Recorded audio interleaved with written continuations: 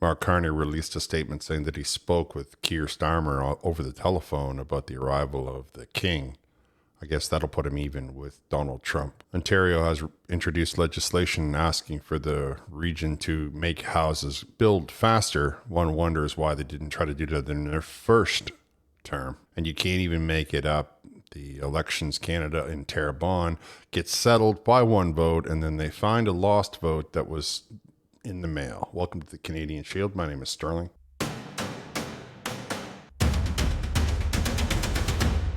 We're just going to jump right in on this one. There was a riding in Quebec called Terrebonne that was originally won by the Bloc, and then it was so close that they have a recount. And when they do a recount, they use a lot of lawyers, a lot of judges. They're sitting in the room, everybody's watching. It's pretty heavily scrutinized. They did this recount, and they found that the Liberal actually won with a 45 vote swing, and they won by one vote. Then today, a woman in the same riding who had voted for the Bloc says to the CBC, hey, I mailed in my vote in April, well before the schedule, and they mailed it back to me, returned to sender. Absurd. Now, I'm sure what'll happen is they'll have to recount it. Let's just read a little bit of the article first. Liberals won Terrebonne, Quebec riding by one vote, but this woman's Bloc vote wasn't counted.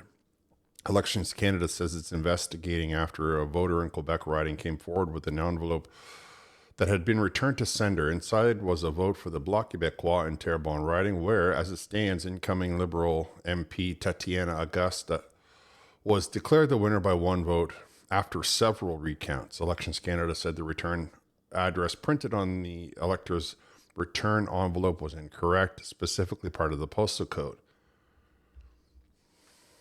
Now you can see in the image that the postal code was actually printed on by the machine. Like a computer did that. They sent her the vote, like the thing. She mailed it in, put it in. It's all done. It's just postage paid kind of stuff. And all she had to put on it was her return address. She says she mailed the vote on April the 5th and it was returned to her on May 2nd. Now, what's interesting about this is that even if it does end up a tie, that's not the only reason that it could force a by-election, which would make people come to the polls yet again. And that would be interesting to watch to see if it became neck and neck, or if one member, now that Mark Carney's been shown to be completely ineffective, would the riding swing, or it would be an interesting exercise. There is a professional, Arya Hassan, a professor of political science at Vanier, says that there's a chance the saga isn't over. He said the election could be contested through Elections Canada contested process. He said irregularities can be the basis for contesting a decision. It says that if there's any type of irregularity that has the effect of the result, then the person can usually contest. The elector can contest, a candidate can contest. It's open to anybody. What I think is interesting is that the computer printed this address on the envelope. It was, a self-addressed envelope. They mail it to the lady. The computer, when scanning it, sees that it doesn't understand that that code, kicks it off into the different conveyor belt where somebody found it, said, oh, there's a problem, and put it back in the mailbox. I mean, they looked at it and said, oh, look, it's a vote. Let me mail it back to the person. That's kind of an odd way to go. I wonder how many more are out in the system.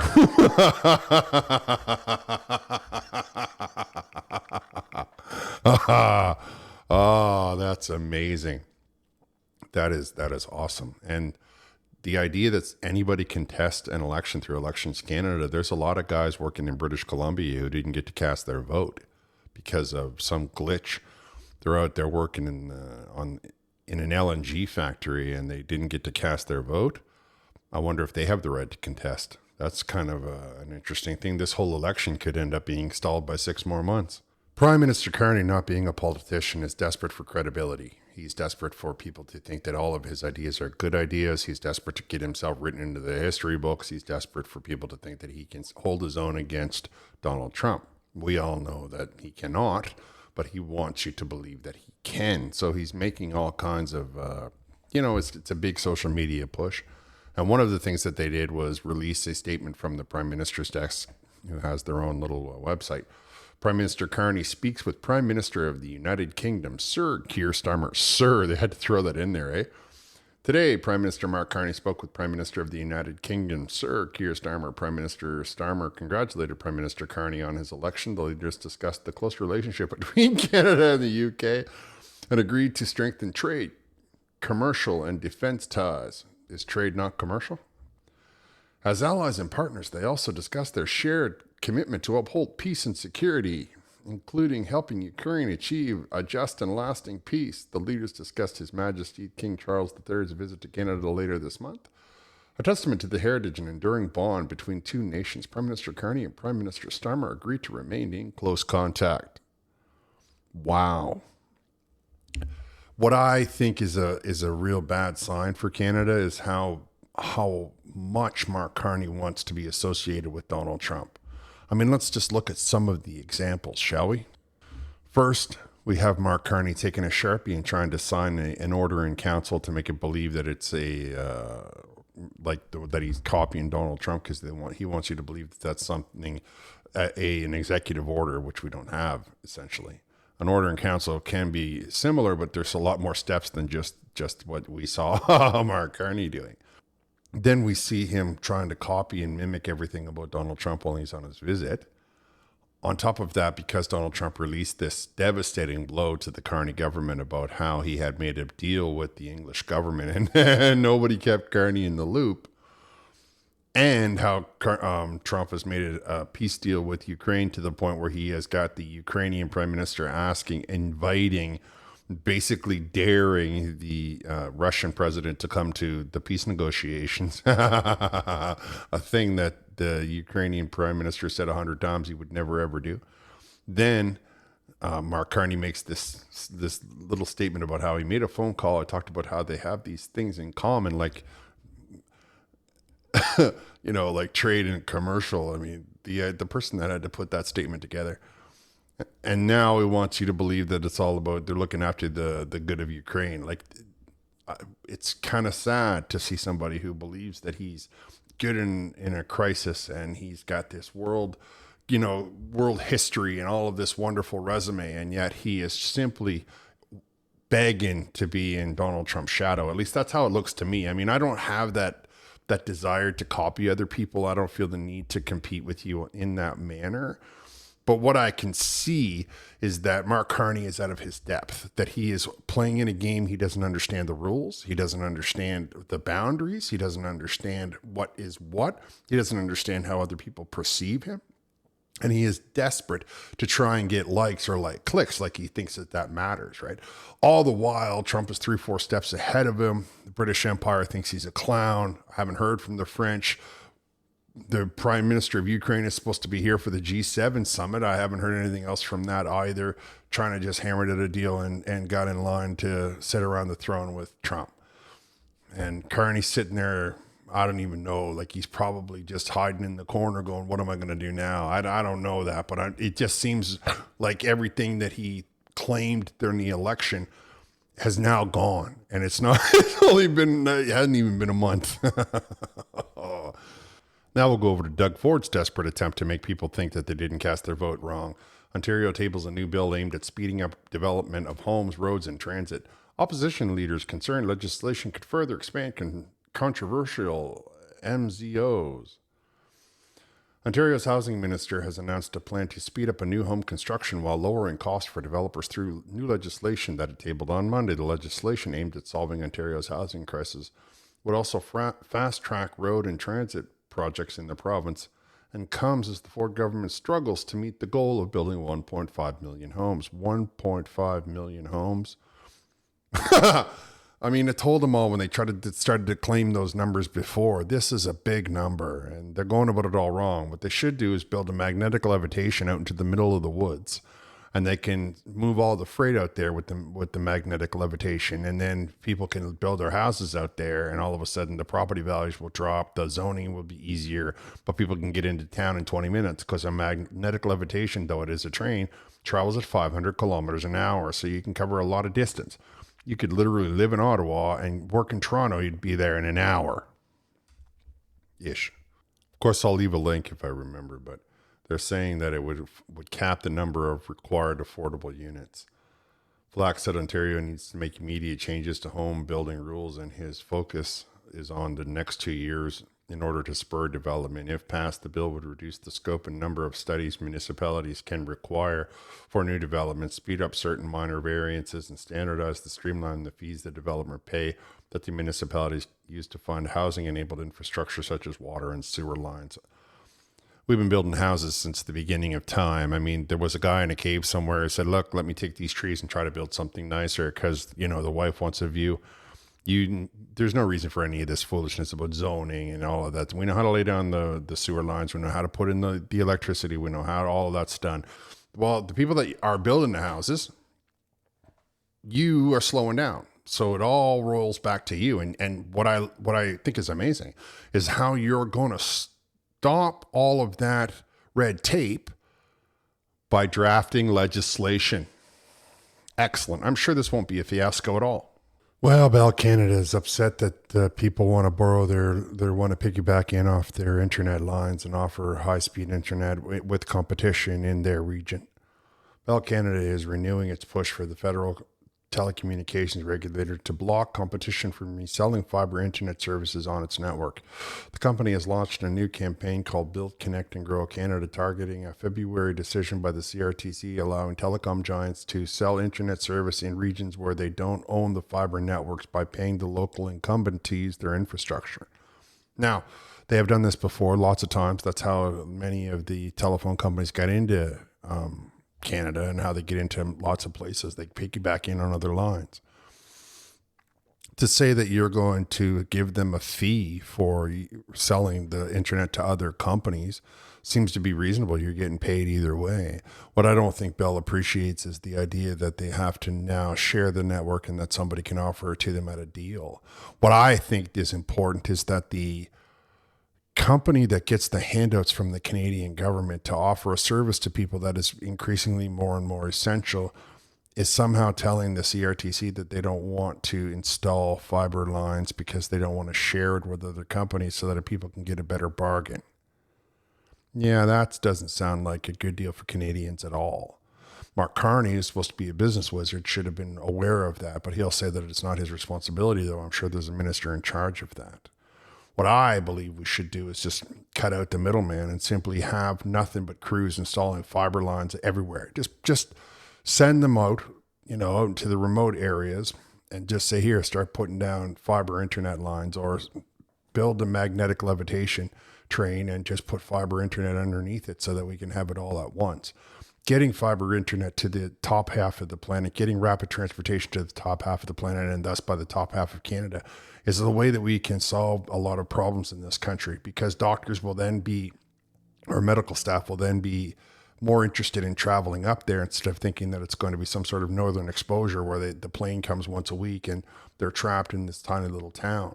Because they will have internet and rapid transportation, they will be more willing to travel to that part of the country, that part of the continent. This is serious business. And the idea that people are sitting up there in this day and age with less internet access than a person has with a cell phone in, third world countries is shocking. And one of the reasons that is because our telecommunications companies keep trying to get in the way and trying to interfere to how we can spread this out across the country. So the simplest way to do it is Mark Carney says that he wants the government to get back into the business of building. Great.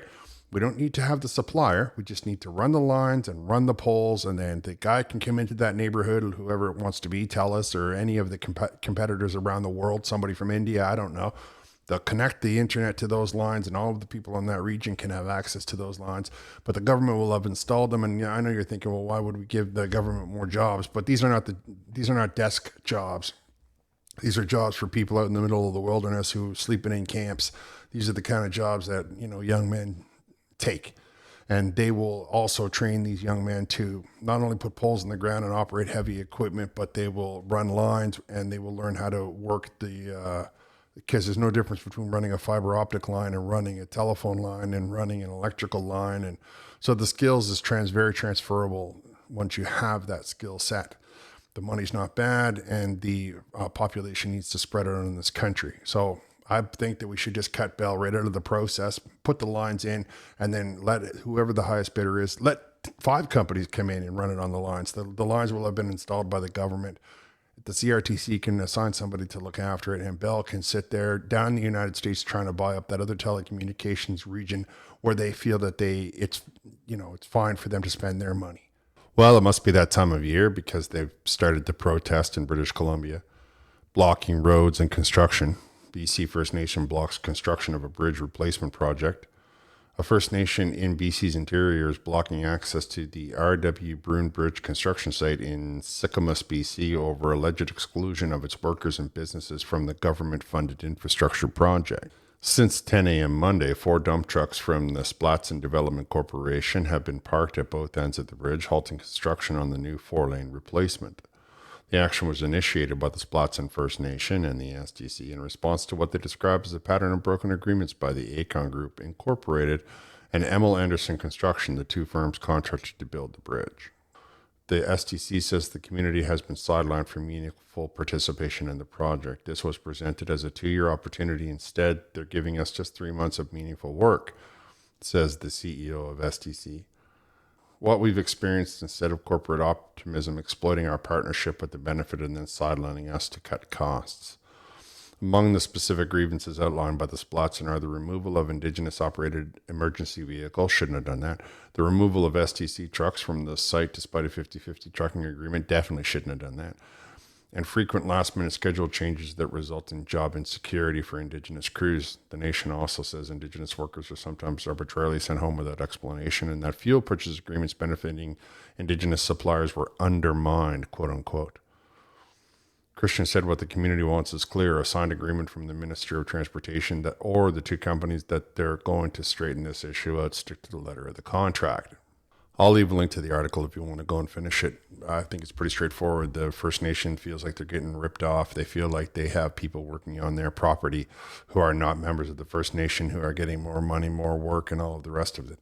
The Alberta government has fired another salvo at Mark Carney and his net zero programs. They have decided that they're putting a cap on the carbon price, the industrial carbon price that's being put onto much of the Alberta industry. Alberta government announces indefinite freeze on industrial carbon price. Alberta Premier Danielle Smith says her government is freezing its industrial carbon price effective immediately at $95 per ton of emissions. Smith told reporters Monday that the move is critical to keep industry competitiveness and defend jobs as Canada navigates a tariff fight with the United States. With the change in government south of the border, it's essential that we have a reasonable carbon price system, not one that will price our industries out of the global market. We are providing certainty, stability, and economic relief to the business that contributes so much to all of Canada, and we are supporting the energy producers whose expertise and innovation are quite literally shaping the world's energy future. The article goes on to say the price has been set to rise to $110 per ton in 2026 and to continue to $170 by 2030. Environment Minister Rebecca Schultz said going over $100 per ton will make the province wildly uncompetitive. She said the freeze, which is indefinite, doesn't mean Alberta is giving up its emission reduction goals. We are absolutely a leader when it comes to the energy and resource development, but also when it comes to emissions reductions.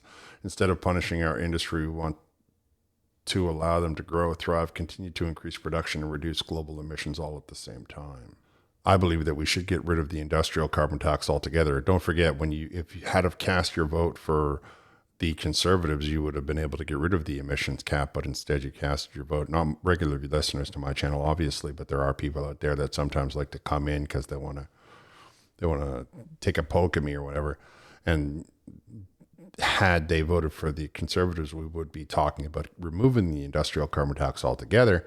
Instead, you cast for Mark Carney, and now our food and our gas and our way of life and everything in our country is $90 per ton more expensive than you could get it anywhere else. I mean, bare minimum. That's just a bare minimum.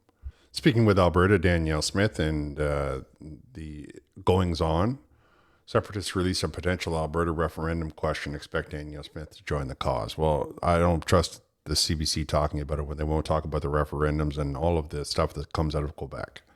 I understand that you think that it's sexier, but how many times are you going to make that mistake, CBC? How many times? When will you learn your lesson that dividing this country against itself is not going to work out the way that you expect it to?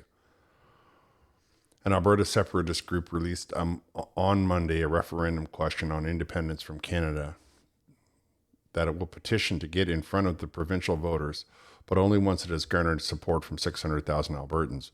Now, 600,000 Albertans is the number that you could always have had before Danielle Smith introduced legislation that would change the number of signatures that they require. So they're going under the old guidelines. The new ones haven't been passed yet. Nonetheless, I don't think that the way that it's going out there that they're going to have much trouble getting 600,000 signatures. I get that there's a bunch of liberals out there trying to talk a big talk, but this is the provincial politics, and there's really no liberals involved in the provincial politics. This is not federal politics. And if they really want to talk about keeping the country together, perhaps they should look at Quebec with its 3 or 4 provincial separatist parties, with its federal separatist party, with all of the idea that somehow Quebec has been talking about it for 60 years, but Alberta mentioning it just once is the big deal. I don't understand why Alberta can't just get a fair shake. I mean, Alberta's not asking to separate because they don't speak English. They're asking to separate because they don't feel like they've been treated fairly by the Liberal government. Why can that not be the question? Why is it that the corporate media that takes the handouts from the federal government is not asking the questions that the Canadian people need to hear? Why are they trying to fan the flames of separation? Why are they trying to make so much divisiveness in this country? This is something that we need to be talking about, because this is now top down. This is the government taking tax dollars, giving it to the press, and then that press trying to create division and destruction inside of this country, trying to create hostility and anger, which is essentially the government trying to create hostility and anger. That's not a good look for any government. All right, I'm going to wrap here. I want to thank you for listening. I'll talk to you next time.